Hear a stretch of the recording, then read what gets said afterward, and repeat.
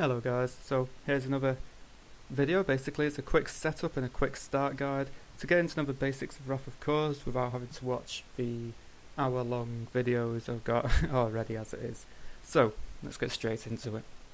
So first thing you're going to need, should I say, is your deck, and the deck contains of exactly 50 cards, no more, no less, with exceptions of a core card. Now, when it comes to the limitations of your deck, they're quite simple. All your common, uncommon and rare cards, you can only have 2 of each, or up to 2 of each in your deck.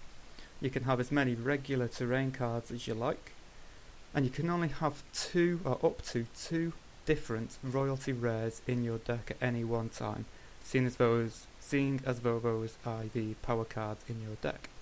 You will also need a die, a couple of counters, and a table to play on, as well as someone to play against. So, setting up. This will be your landscape. Basically, it's 2 maps wide.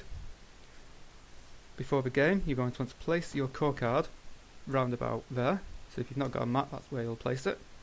And don't forget, this basically represents the player. So, if you're using the Core of Light, you have 9,000 life, and then you've got 2 little abilities there which you can play, which is triggered at any time in the game, but then you can only play it on the main phase of your turn.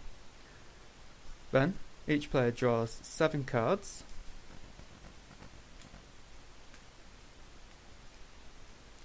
Without showing them to your opponent, I'm just doing this for example reason. And then, you must place one of these cards on the bottom of your deck. Pardon me.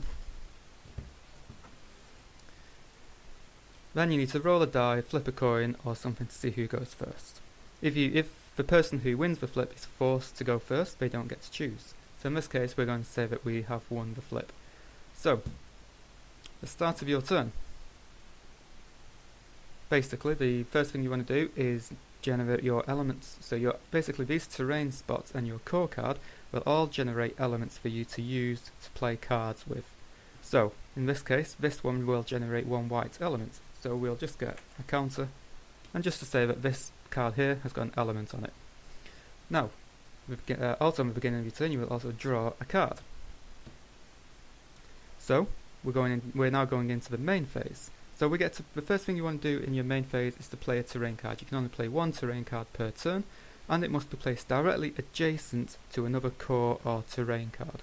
So, I think the first thing we're going to do is play a river. And because the core generates white elements, we now have access to a blue element as well, because that's what is displayed there. Now the terrain will not generate an element until the beginning of your next turn. Also on your main phase, you can also play relics, units, weapons, and action cards. To play one of these, you basically take the card which you intend to play, and just here at the top is the play cost of the card. So this is telling us that we need 1 white element to play this card. So we have 1 white element here. So we're just going to take that white element off. Now a unit has to occupy a terrain or a core card, so we're just going to let him occupy this. And then this will eventually turn into a stack of cards, and that's what we call a stack in Wrath of Kors. A stack can only have 1 of every card type on it, so you've got a core or a terrain card, a unit card, then you can have a weapon card and a relic card, and then that's it. You can't have anything more than that. Now don't forget, we've also got a trigger here saying whenever a unit is put into play, you can charge this core. So this core, you can use a die, for example, has now got 1 charge. But when you get 5 charges, you can recover 500 health to this core, or you as a player.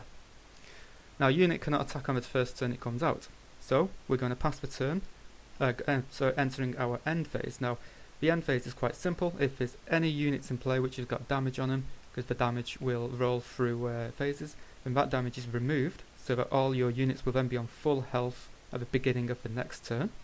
And then any abilities which has got end in the ability box will then trigger. So now the opponent is going to have their turn. Coming back around to our turn now, so the first thing you want to do is generate your elements. So the core will generate a white element, and this lake will generate a blue element. Okay, so draw a card, and we drew into steps. So now we're going to play a special terrain card. Now, a special terrain card can go, again, it's got to go directly adjacent to another terrain or core card you've got. And then at the beginning of our turn, we can choose what colour to generate from this little diamond here. Okay, so now we're going to play, let's have a look. So we have got a white and a blue element. So the only thing we can play is this thing which we call a weapon here. Now it's a hero blade, it's a common, and it costs 1 blue, 1 white. And it says the unit gains 200 attack. So, luckily for us, we have got a white and a blue, so we just take them off.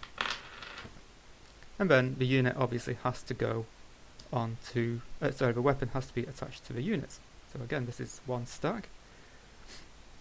Now we will be going into the battle phase.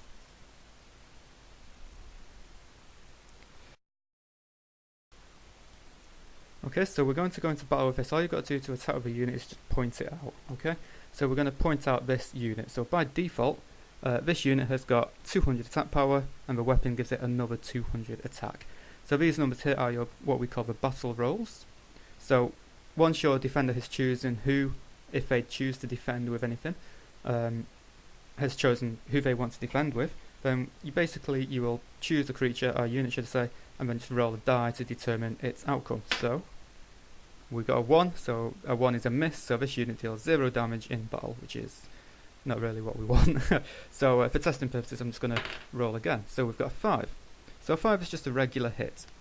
So once you've rolled all of your a die for each unit you have got in battle, you will add up the attack value of all them cards. So in this case, we've only got 400 damage, and this damage goes into your damage pool for this turn. Okay. The same goes for the defender. The defender will have his or her damage pool among the defenders. Now, before you can damage the core, you need to try and destroy all the units which the defending player has chosen to defend with. In this case, there's no defenders, so the damage will go straight through to the core. And because we've only got 1 unit, we've only got 400 damage in our damage pool. Therefore, the enemy core will lose 400 HP. And then, if that HP is on 0, or should I say, if that core's HP is on 0, that player then loses the game. So that is the basic terms of the game. If you'd like to see more information regarding if the opposing player does defend with a core, does defend with some units, then I will link a video which details a more in-depth guide for for battling and how the damage pools work when there's more than 1 pool of damage. Okay guys, 8 minutes long, that's gone very quickly. I hope this has been helpful for you guys who want to learn how to play this game, and there will be some more news coming shortly, so I'll see you all later. Thanks for watching.